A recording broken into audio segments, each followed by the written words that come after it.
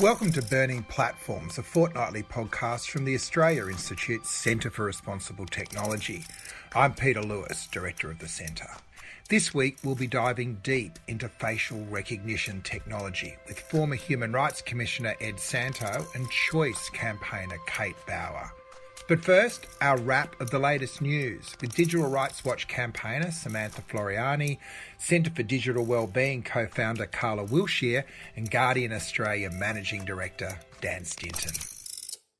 The first cab off the rank today is Dan. Dan, you've been looking at some of the commentary around a German prosecution of Apple over its data transparency and also the rules that it's putting on its on people that use its platform. Now, I think for a lot of us, Apple have kind of been seen as more the good guys in terms of data surveillance. They're the ones that say we don't track you. They're the ones that seem to have a business around selling us a product rather than giving us something for free and then selling our data. So what's the deal? Is this prosecution a sign that there probably is, I don't want to talk about the core of Apple, but there's more to what's going on at Apple than meets the eye? Or how do we explain this prosecution? Yeah, thanks, Peter. Where do we start? So I've wanted to talk about Apple actually for a few months because I think they've got a bit of a free pass with regards to their reputation for privacy that they perhaps don't deserve. Now, to be clear, I think they are about 1 million times better than Google or Facebook with the tracking that they do. The problem is that that's still quite bad. So I'll talk you through the reasons why, if you like. So just to bring everyone up to speed. So yeah, as you touched on, Pete. So last week, the German Federal Cartel Office, who have a name that I'm not even going to attempt to pronounce, but anyway, that's their competition regulator, announced that it was initiating a proceeding against Apple to review under their competition law its tracking rules regarding the App Tracking Transparency or ATT framework. And in particular, Apple's rules have raised the initial suspicion of self-preferencing to the impediment of other companies. So as a reminder, Apple introduced ATT last year, I think it was, as part of iOS 14.5. And that was when those messages started appearing on your iPhone asking you whether you wanted or asking App not to track. And I think the latest results I've seen on that is that about 90% of people said no when asked, perhaps understandably, whether or not they wanted an app to track them across the internet. And that was also the time that Apple started running those very pithy ad campaigns, showcasing their privacy credentials under the sort of the slogan of "Privacy, that's iPhone." Now, at the time, this was welcomed by most privacy advocates, including me, I should say, as a step that made it much harder for companies like Facebook, for example, to follow you around the internet, tracking everything that you were doing and everything that you were buying. And it did result in Facebook losing about $10 billion worth of ad revenue a year because their advertising tracking capability became much worse, and therefore the amount of money they were making from that went down really substantially. The problem, though, is that Apple has started to benefit massively from this change in policy with their own Apple search ads, which has gone from being a fairly nascent business to a rapidly growing one, for as best as we can tell. Apple don't break out the figures for this independently, so it's hard to know for certain, but it does seem like, based on a few reports around the world, it does seem like this area of their business is growing really rapidly. And they've done this by taking a very broad view of what they regard as first-party data. So look, for the uninitiated, first-party data is the data that companies collect when you use the services. So if you take The Guardian, for example, where I work, we will track, for example, what articles you read, and we'll use that to serve up personalised content or personalised advertising.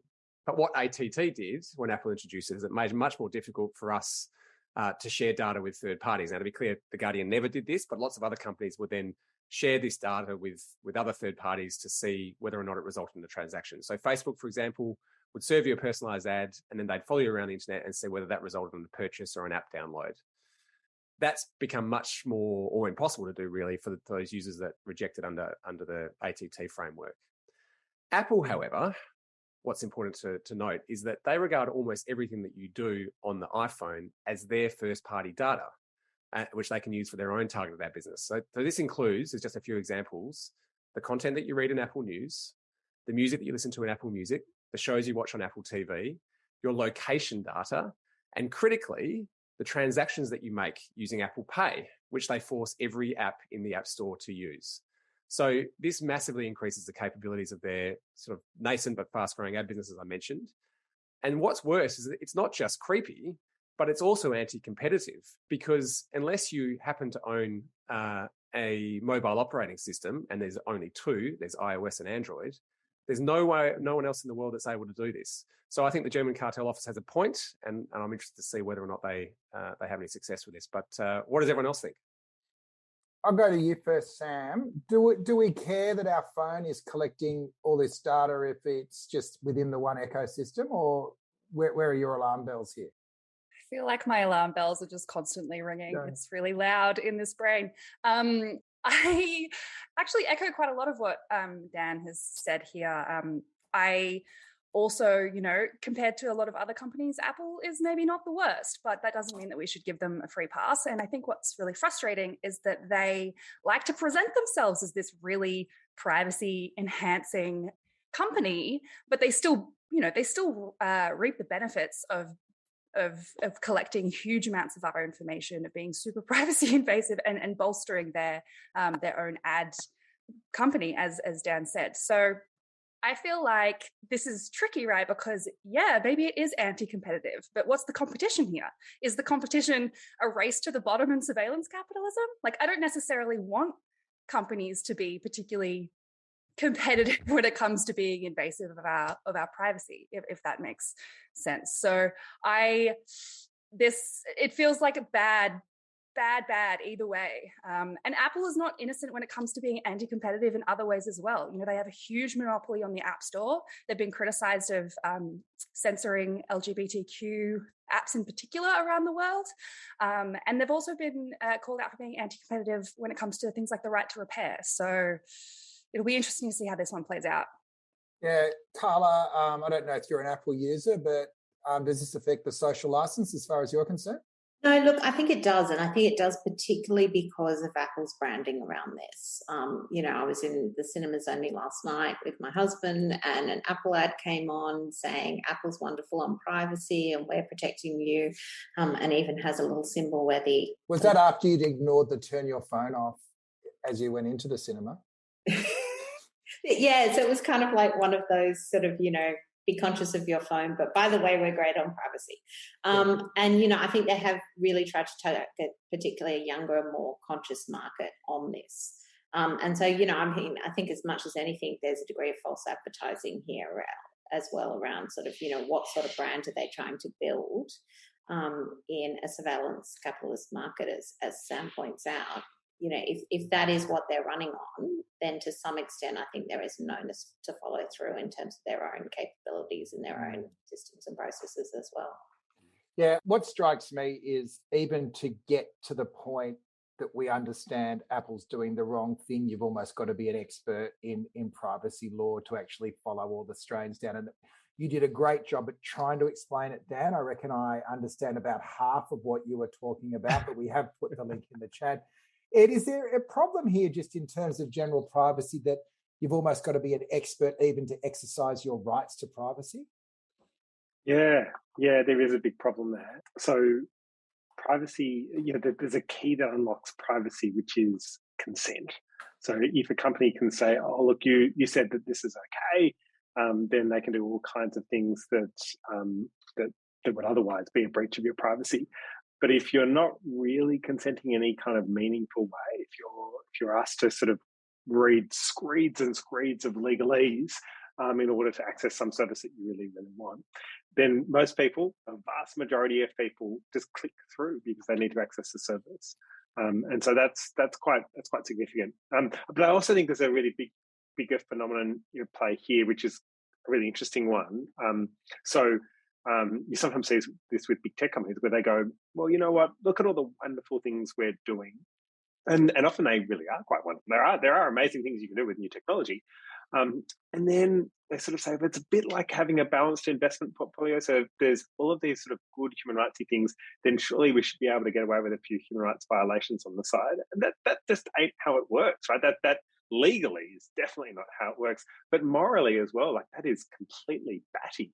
And I think we really need to push back on that very, very firmly. Speaking of moral borderlines, Sam, you've rolled up a piece from IT News about an investigation into Australia's border force conducted 41,000 warrantless but legal searches of our electronic devices at the country's borders between 2017 and 2021. What's going on, and do we expect more from the incoming Labor government? Can I just say what a nice little smooth transition that was? Well done. Yeah, so this issue is not particularly new. It comes up in the news every now and then, usually on the back of an anecdote from a traveller who has gone through an awful experience with the Australian Border Force when it comes to them searching their devices. But what is new about this is that IT News did do an investigation where they got a bunch of FOI documents, which sort of gave us more of a complete picture, not a fully complete picture because transparency is obviously a big issue here, but more of a complete picture about the extent to which these border device searches are happening. So essentially the issue is that when you are at the border, Border Force officers can get you to hand over your phone, and they can compel you to give your passcode. They can't legally require you to give your passcode, but as you can imagine, if you're tired, you've just got off a plane, you're a bit stressed, there's somebody in a uniform in front of you who seems like they're an authority figure, and so when put in that position, of course, most people are going to hand over their passcode, either believing that it's a legal requirement or just out of kind of fear or feeling pressured to. And so, what have you got to hide?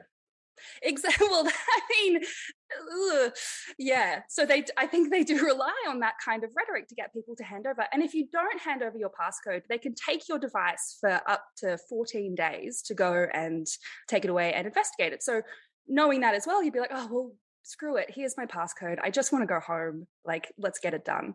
And so that is quite an abuse of power, for one thing. They're not required to tell people their right to say no. And so that already, like, even as we were talking about before, as Ed raised about issues of consent, you can't be meaningfully consenting to any of this if you don't know what you're dealing with. And then there's the issue of the huge invasion of privacy. This is kind of based on the idea that under the Customs Act, they can search your luggage, right, to make sure you're not bringing in any prohibited items. But our phones and our laptops and our devices are way more personal than our luggage. Like, it's not the same as your dirty underwear or your travel souvenirs. Like, we store all kinds of stuff on our phones, as this audience would be well aware of. So it's way more invasive. And there are also just no protections when it comes to people like lawyers or journalists who also have an obligation for confidentiality for their sources and their clients. So it's a really big problem.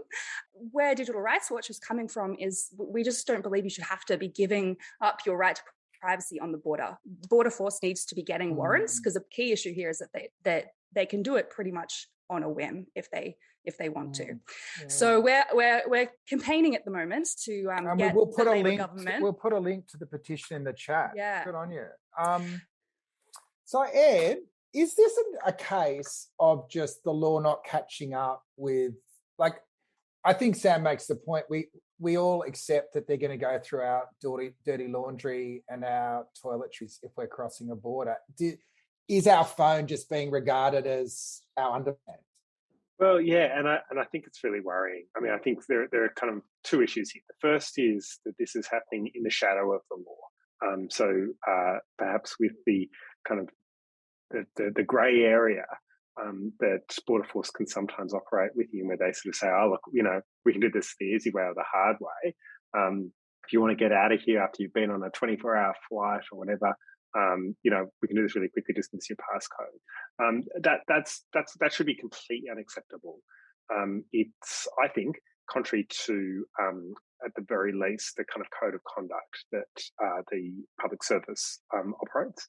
And I think that, when you're talking about intrusive powers, like accessing people's personal information, then you actually need a very, very clear legal authority to do that. And this is clearly, outside of that realm. But again, there's a bigger issue here. Well, why does this matter? And I do think we should probably just take a step back and think a little bit about what this means in terms of a violation of privacy. I was rereading recently Milan Kundera, who wrote, The Unbearable Lightness of Being, and was writing a lot during the Cold War. And now you're just showing like off. Nah, I wasn't reading it in the original Czech or anything.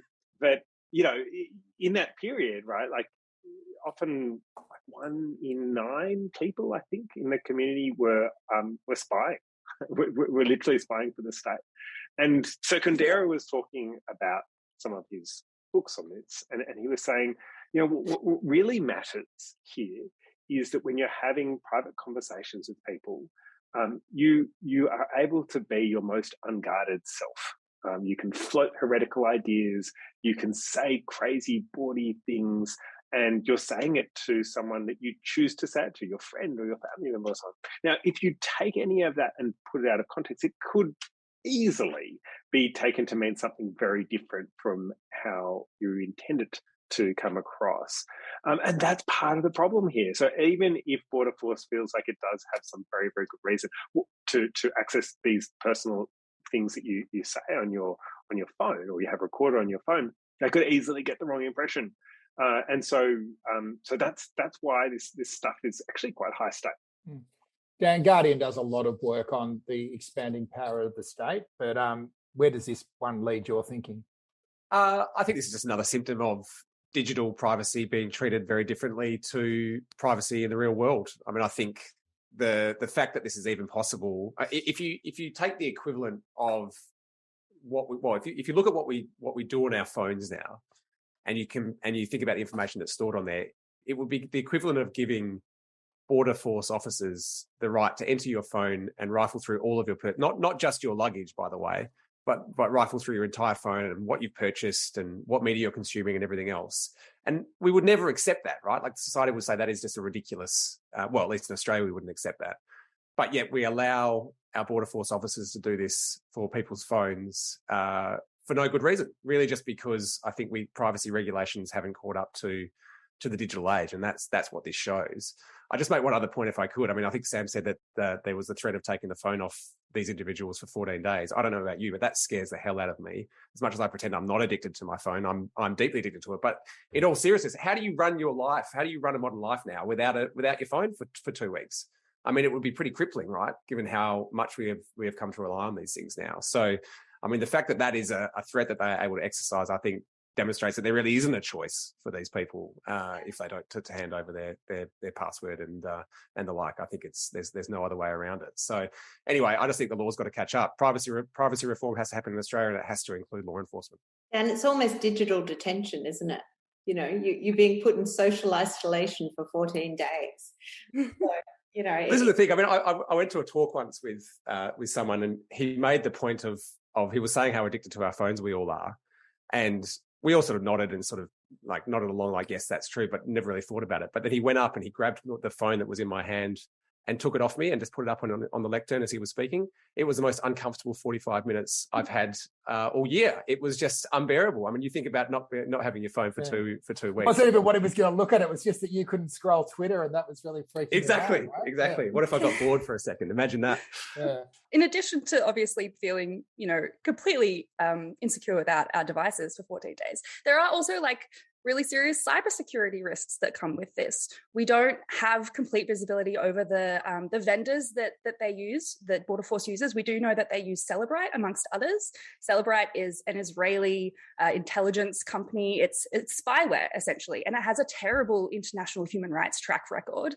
Celebrite enables people to bypass encryption in some cases, bypass passwords, to be able to extract and copy all kinds of data. And cybersecurity experts, when talking about this in particular, have said, if they take your device away from you for a period of time, it could be permanently compromised. It's really hard to tell exactly what they do with it. And so we're also opening up people to be vulnerable to all kinds of other digital security issues as well. all the more reason for everyone to sign the digital watch petition, which yes, I'm please. putting back into the chat. As we go to Carla for her contribution, which I know is going to get us all thinking about our favourite tech movie, which is about the development in Alexa that you can now get Alexa to talk to you in any voice you choose. Yeah, so Alexa this week has announced that after listening to less than 1 minute of one person's audio, at some point in the future it will launch a version of Alexa where it can copy that voice. So for instance, if you are able to feed it 1 minute of Nana leaving you a birthday message from your 14th birthday, then Nana is forever in Alexa. And I think this raises some really interesting and thorny issues, not least of which I think there's a lot of scope around deep fakes and the increase of deep fakes that come from this. And so that's one big issue. But it sort of opens up this really interesting space as well, which I think we need to really turn our attention to and think about, which is, what is our engagement with technology and what's our emotional engagement with technology, and where does a sense of a recording which might bring back a memory of a real event cross over into something where we are replicating a new memory or creating a new memory based on an understanding of what someone's voice was, what the characteristics of their speech was. And Alexa comes on top of other forms of AI technology, and I'm really listening to what excited by what Ed might say on this as well. There was this sort of development of all sorts of bot technology, like I think one of them is called Replica, which was created by someone after one of their closest friends died, and they fed in all of the text messages and voice messages and exchanges and emails that they'd ever had with this person, and the AI was able to develop a form of basically an understanding of how they might respond. So it was able to mimic their kind of turns of phrase and their kinds of responses to things, to recreate a chatbot version of the person, which this friend then became very attached to. So, I think this really opens up this notion of, what is our emotional engagement with technology, and are we kind of creeping more and more into the unreal? It sort of lines up with a story from about a week ago about Google's Lambda AI system, with claims that some engineers believe it's actually become a sentient being, Ed. Yeah. It's not. Let's just get that out of the Spoiler alert. Okay, so here's an analogy. Tell me if it works. Imagine you're a farmer and you make a scarecrow to scare away the birds from your field. And then you're sitting on your porch a couple 100 meters away from the scarecrow. You go, I think it just moved. I think it just moved, right? You know that it's full of straw, but you can, with the trick of the light, maybe with a few kind of hopeful ways of thinking, kind of convince yourself that maybe the scarecrow has come to life. It hasn't. It absolutely hasn't. Not on this earth, right? And the same is almost certainly true of Google's Lambda chatbot. So you had an engineer who'd been working on this for years, trying to get it to sound more and more realistic, and he won, right? Like he won. It was sounding really realistic. But then he made the kind of magical leap that not only was it realistic, it was actually real, and it was conversing with him in a way that almost certainly it wasn't. And I say almost certainly because I guess in theory anything is possible. So I'm not going to completely rule out anything, but we basically can rule it out. And that's the thing about how natural language processing, which is at the heart of this technology, works, is you train it with all of this data to make it sound realistic. And then when it works, you should just accept it sounds realistic. You shouldn't then make this leap to say, oh, well, no, actually, it's conscious. Sam, you've been sharing some of your war stories about interactions with Google Home in the Fairfax media over recent weeks. Do you want to share it with the crowd? I have been getting nice and personal with the media recently. So I had a personal experience. I went on a date with somebody and I ended up going home with them, and things got heated. It was a very intimate context. And then they were like, "Hey, Google," and started talking to Google. Now for me, as a digital rights advocate and privacy advocate who had just spent majority of the date like nerding out about that because I'm a really good time on a date, obviously, to then be faced with that in a very intimate context, I was just like quite taken aback. And so it really got me thinking about like the social etiquette around how we integrate these technologies into our lives, how we navigate consent and privacy in not just in intimate settings, but just inviting anyone into your house and you've got these technologies happening, what the implications are and what the responsibility is to tell somebody that you have those devices running. And then I think if we circle back to the initial topic that Carla raised, as soon as you add in something like the ability to mimic somebody's a real person's voice, these questions become all the more hairy, I think. Yeah, and there's toys, and then my son's just submitted his year 10 English essay in Eric Cartman's voice, and he thought that was terrific and took 3 times longer than it needed to. So there is a toy, but when the technology and fun could create false identities, what I wonder is all this effort going into where is the utility in the technology? Like where is the bit of it that is actually useful? I don't know if you've thought that through, Dan, and I don't know. I just talking to a machine, apart from saying, yeah, look, it's funny, it sounds like someone from a TV show, or something you shout at when the technology doesn't work. I don't know what it's adding to have these features. Oh, well, I guess there's a million applications for it, but I mean, there's probably 2 points I just make on this before we move on to the next one. Is so just on that Lambda, I was going to bring up the Lambda example as well, and Ed, you made the point that this engineer has made the leap that this thing is conscious incorrectly, according to almost everybody. Just imagine, though, if that was in his grandma's voice and he was having a dialogue with it. My sense is even more people will be convinced this stuff is real when it's not, or this stuff is conscious when this AI is conscious when it's not. So I think that's where this goes, right? Is you end up going not just having a conversation which seems real, but a conversation which sounds and feels real. So more people will be duped into thinking that the AI is alive and all the implications that come from that. And then one last point on that, just to bring it back to the original application, just imagine how much fun scammers are going to be able to have with this technology, right? I mean, I'm getting a text message almost every day now asking me to, give me my delivery details or my bank account details or whatever else. And you can usually, so far 100% of the time, but I know a lot of people get caught by this, right? Because they're getting more and more sophisticated with it. Imagine if you get a voicemail from your mum or your partner saying, "Hey, I need some money for X, Y, and Z. Can you just deposit some into this?" A lot more people are going to be caught out by that than are now. So I think where this is going is pretty scary. I'm not sure there's anything we can do to stop it, but it's a pretty scary development in my view. So I'm not sure. I see lots of downsides, not a huge amount of upside other than a quirky chat. So who knows? And thanks, Dean, for your comments in the chat. And I think you are making a good point. The extent to which this is just pure marketing and it isn't either, anything close to intelligent in your words, which I think reinforces Ed's original point.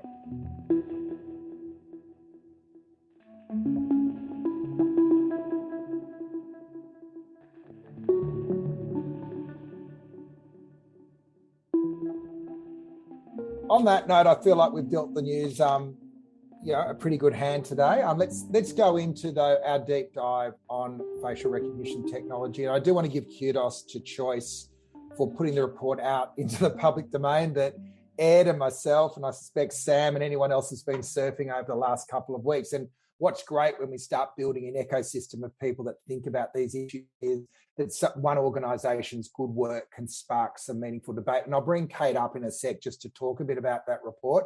I guess the context for me is that why I think this report really took off was because it was talking really to the experience of individual consumers and shoppers. So it was a consumer story, but there'd been all this amazing policy work that had been being done over the last 2 or 3 years by Ed and his team at the Human Rights Commission. So I think if it had just been another consumer story, it would have stopped. But it is also really true, and Ed can attest to this, that it was a real struggle to get people interested in the policy. So before we go into that policy bit, Kate, I don't know if you just want to talk a little bit about the work that Choice did and why you chose this particular issue to dive into. But welcome. I'm hoping that you've been able to turn your mic on and join us. G'day. I'm here. Thank you. Yeah, I mean, that's a good introduction, actually, Peter, because obviously we're a consumer organisation, so we're always looking at it from the consumer's perspective. But one of the things we've been thinking about, my colleague Amy and I, we started the consumer data team here at Choice about a year ago, is how can we bring light to these important discussions around policy to do with facial recognition, to do with consumer data issues generally, digital rights, et cetera, in a way that connects with the everyday Australian experience. And that was one of the reasons why we chose to look at retailers. Obviously, as you mentioned, there's been a lot of discussion around the use of facial recognition technology by governments and with the associated human rights issues and the citizenry issues, which are certainly very important. But I think that's kind of meant we've also kind of taken our eyes off what some of these commercial businesses are also able to do with this technology. And Kmart and Bunnings, and even the Good Guys to a certain extent, are stores that people go to all of the time. And that was kind of interesting to us when that came up in the investigation. It was actually a tip-off from a Choice member initially that tipped us off to this, to look at this, was someone who was shopping at Kmart and said, hey, I think they're using facial recognition, but I didn't really know what was going on there. So basically, it was hiding in plain sight. All we did was look at 25 top retailers, and we could have looked at 50 or 100. We stopped at 25. We looked at their privacy policies. We also emailed them and said, hey, are you using facial recognition technology? We also asked about, other ways of describing similar technology like object detection and image recognition. And then that was how we found out that Kmart and the Bunnings and the Good Guys, very recently, it seems, for the Good Guys, only updated their privacy policy in April, are using facial recognition technology in their stores. I guess one of the difficulties in jumping in on the back of it was we've got this big body of evidence, and then there's drawing a link between what can be done and what is actually being done by the retailers. And I know that there was a lot of interest in, what can we do about it? And, the solution is, as we said, sitting on the Attorney General's desk, which is put a moratorium on this stuff until we get some guardrails in place. What I couldn't work out, and I'll go back to you, Kate, before I go to Ed. What I didn't quite get out of the report was whether we think the technology is merely being used to sort of flag customers that are being suspected of shoplifting, or whether it was part of a bigger play just to normalise this and create, an ongoing secondary market, which is, totally not illegal in any way at the moment.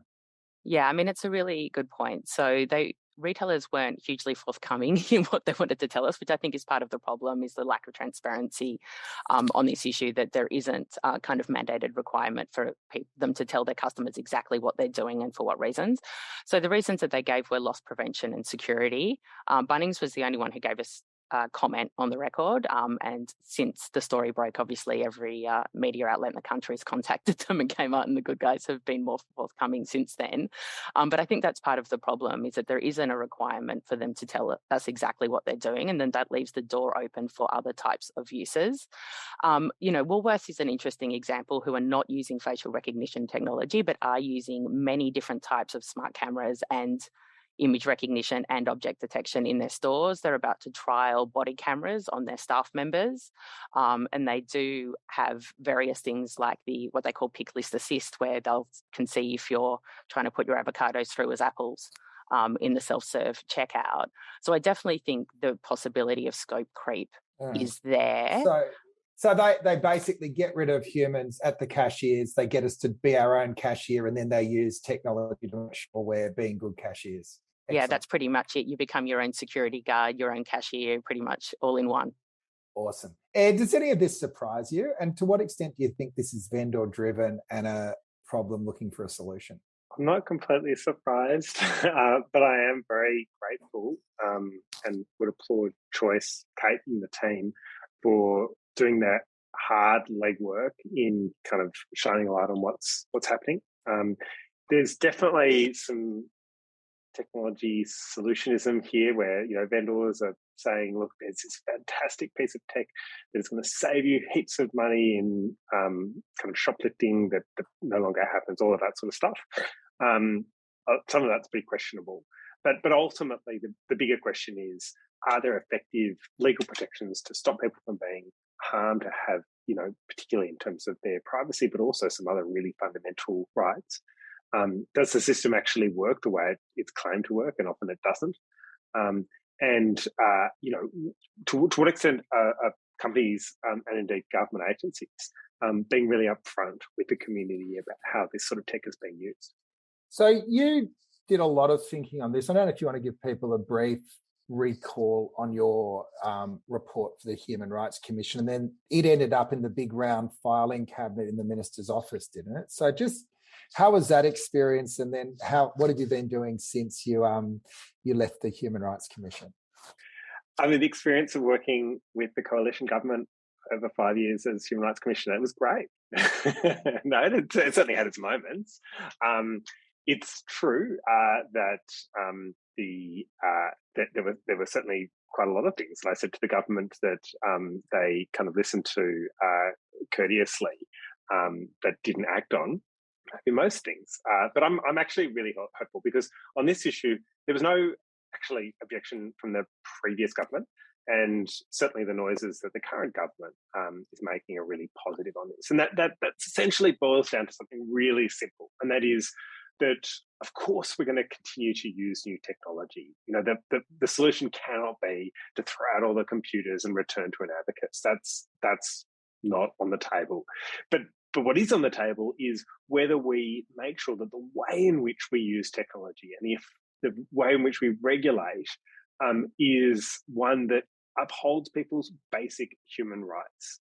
So that technology has to be fair, it has to be accurate, and it has to be accountable. And if you get those three principles right, if you make sure that that is the way in which our law operates, if you make sure that the law is enforced really rigorously to achieve that outcome, then actually we can have quite an exciting, future, one that, where tech actually gives us what we want and need, not what we fear. And so that's, yes, if you want to read the 250-page version of that, that's in a report, which I've kind of brought back to the top of a whole bunch of ministers' kind of to-do lists since the change of government. But really, it does boil down to that. Sorry to jump in. Ed, you were calling though for a moratorium on this, right, on facial recognition, but on the basis that it's impossible to meet that criteria at the moment, right? I mean, can you just expand on that? Like, why do you? I mean, yeah. I agree, but give me your take on it. So what we said is a little bit more complicated, but essentially boils down to there are some uses of facial recognition, like using facial recognition to unlock your phone is not particularly high risk. Existing laws okay with that. There's a whole bunch of facial recognition. As soon as you use it to make a significant decision, for example, if the police are using it to identify a criminal suspect, that's where all of the red lights should be flashing, right? And at the moment, our law says nothing really about that. There's no dedicated legal protection against police misusing facial recognition or overusing facial recognition. And that's where we were really saying we need a moratorium to press pause. And then what we need to do is have a really clear sense as to where the red line should be, because some of this stuff should be completely outlawed. There's just no excuse for it. And there's some stuff in the middle that is not, unlocking a smartphone. It may be a higher risk than that, but if you put in place some additional protections, you can get the benefit of the technology while adequately protecting people's basic human rights. It's also just a massive invasion of privacy, though, right? I mean, this is like cookies on steroids to me. I mean, at least with cookies at the moment, you can clear your cache and get rid of them. You can't. Well, I guess you could hide your face by wearing a mask the whole time, but you can't, like, you take your face with you everywhere you go, right? So I just regard this as, if it's become the norm that all of these private companies can just track every single individual that works into their store and form a profile of them, I mean, that just feels like an even worse version of the internet that we have now. I mean, isn't privacy a big consideration on this as well? It should be. It should be. So there's kind of like an arms race that we as citizens will always lose, right? Like, this guy came up to me, I remember once a couple of years ago at a public forum and said, hey, you know what? I've got this fantastic solution to facial recognition. And he dug around in his bag, and he brought out this fake beak, like a bird's beak, but for a human that he'd made. And he said, I can fool every facial recognition system out there. And you know what? I did quite admire him for that. But he did have to go around with a fake beak on. And, it's not the most dignified thing. But even if, that was his choice, and I respect everyone's choice to wear a beak, there's still this problem of a technological arms race, which we'll always lose, right? Because, for example, Apple and others have actually now been able to tweak their facial recognition algorithm so that they can recognize people when they're wearing a face mask, for example. And so the beaks won't win. Not always. No, well, not forever. I thought we had the next Digital Rights Watch campaign coming, Sam. I know you guys have campaigned on this. Is this a moment, though, do you think, to push the issue? Not just because of Kate's report and that it's in the mind, but it feels like it's accelerating. Totally. Yeah, totally. And we've seen it, right? We've seen overseas, in particular, some of the most we've seen overseas some of the most dystopian examples of this, in China and particularly in Xinjiang, where facial recognition has been used to enact the most brutal repression on particularly the weaker people, but even on a more kind of mundane level, in the social credit schemes throughout the big Chinese cities. I mean, and that's horrifying. We don't want that. We don't want to go anywhere near that. The public is crystal clear about that. So I think that what we need to confront is at the moment we've got the worst of all worlds with our law, right? So a few years ago, the former government introduced a bill called the Identity Matching Services Bill that was going to provide a kind of regulatory framework for facial recognition and other biometric tech. It was a pretty bad bill. I was very, very kind of critical of it, as were others publicly. And in the end, the government said, well, we'll fix it. That was years ago now, right? They didn't fix it. They didn't introduce a new bill, and they just went ahead and did it anyway.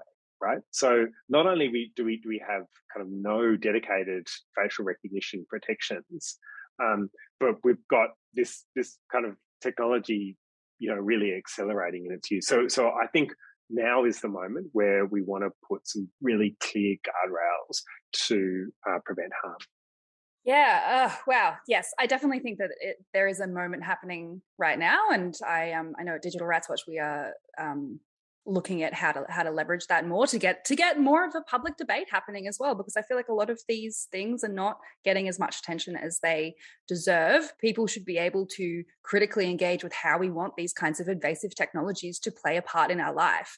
I think Ed is really good at being very diplomatic about this, which would come from your the territory. Yeah. Exactly. I would say I take a bit more of a radical approach. I feel like for a lot of technologies, I would agree with Ed that that there is that we can put sort of like red lines around certain things. Facial recognition, though, to me poses such a fundamental risk to our human rights and to the power imbalances between us and companies and us and governments, that I would prefer, if I had my way, I would prefer for almost all cases, it's just we start with no, and then you need to prove to us how you can do this in a way that isn't going to undermine our privacy completely, or isn't going to exacerbate racial inequalities in a way that isn't going to give law enforcement the ability to disproportionately target people of color and Indigenous peoples. And I would want to see the starting point being no, and then for us to go from there, rather than the other way around. That's personally where I would like to see it go.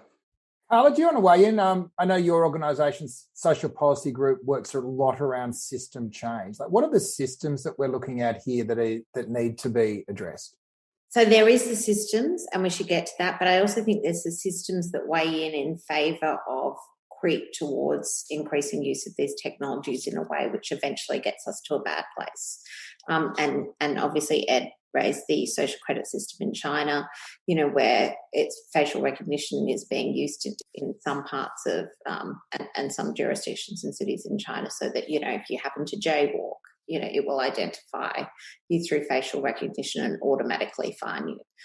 So, you're kind of getting into territory that is, really quite dystopian and scary. But I think you kind of have to identify what it is that is the offering that allows these sorts of technologies to creep into places like Kmart and Woolworths and Bunnings and other kind of places like that. And I think, one of the arguments is going to be, and this is the bit we've got to unpick, is that it's going to be around ease and efficiency.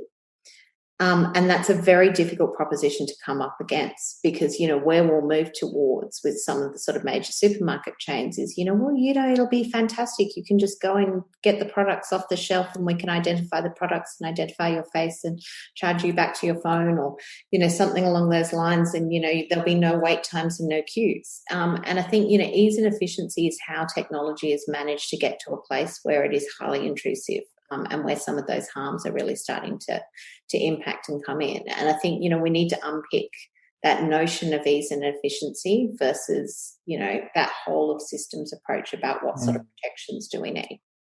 If only we had a human rights commissioner who decided to go to a major university to set up a body to do something like that, Carla. Ed, do you want to talk about what you're doing now?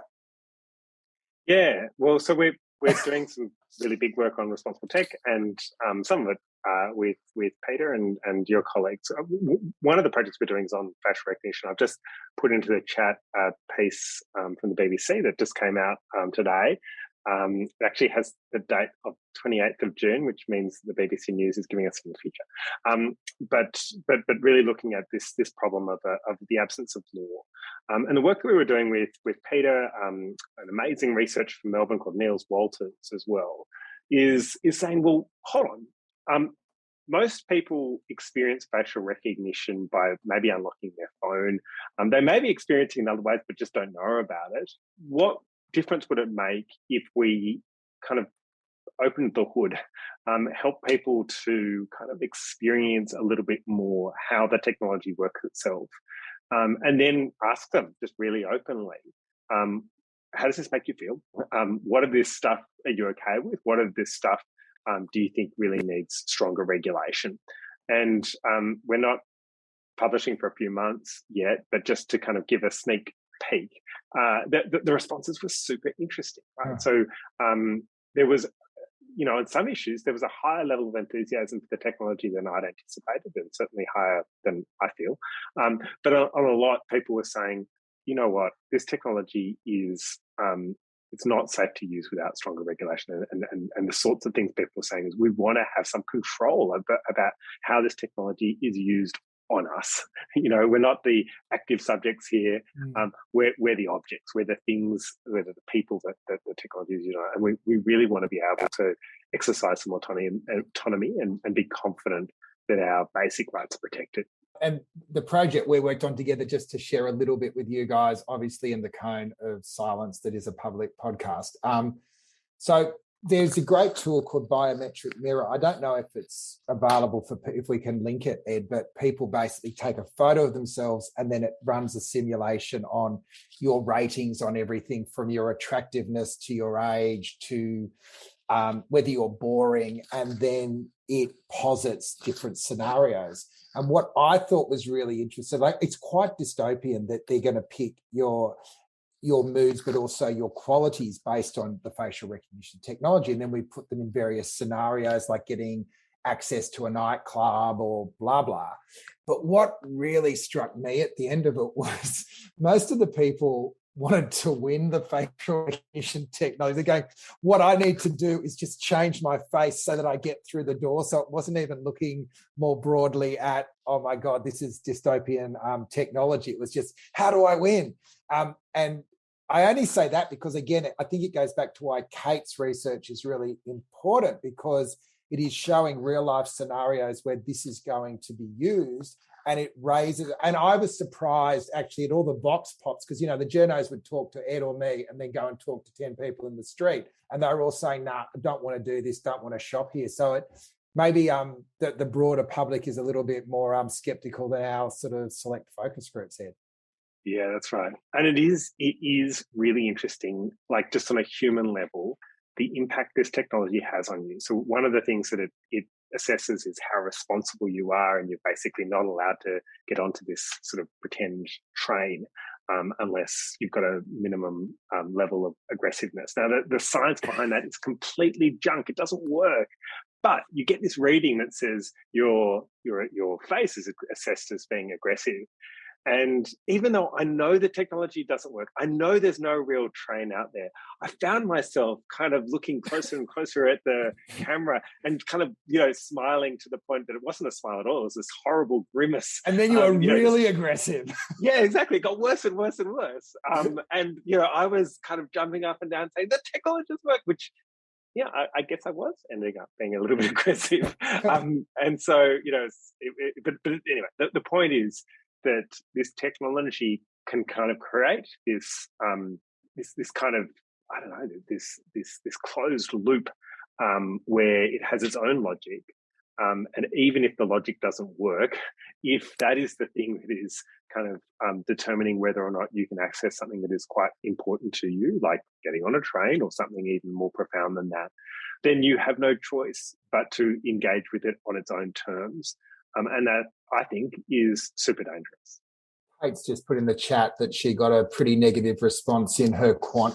We were picking up much worse in the quant than the qual actually as well, which was interesting, Kate. But just to round out your contribution today, what are you guys moving on to next? What can we look forward to? And let us know next time and we'll lean in heavily. I think we were all taken aback about how big the response to this one was. We've certainly been getting many, many, many emails, probably not as many as Bunnings and Kmart's customer service is getting.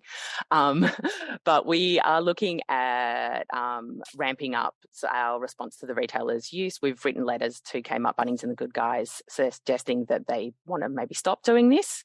And then we'll also be following up with the other 22 retailers to ask if they would like to make a public statement that they have no intention of introducing facial recognition technology.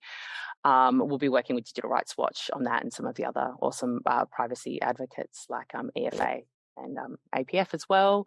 Anyone else who wants to get on board, please do. The more pressure, the better, I think. We have just submitted our complaint to OAC this morning. We'll be following up with them, and I know that they've received multiple complaints on this specific issue. But then on the horizon for choice, next things we've got looking at rental apps, and the way that renters are forced to share their data may be well beyond what they want to, in order just to get a place to live, and then what happens to that data and how decisions are made about the suitability of tenants. There's some really interesting stuff there. That one of the robo-polling companies was bought by a credit rating agency, and that whole thing just blows there's my some mind. really dodgy stuff going on in that industry. People paying for a report from a tenancy database that the actual service already has a subscription to. There's no reason for that people would need to pay for that with the business that already has access to that data. So there's a lot of monetization happening there that shouldn't be. And then we're also going to be looking at algorithmic pricing, discrimination in insurance. That's a big project that we're scoping coming up. So lots of things on the horizon.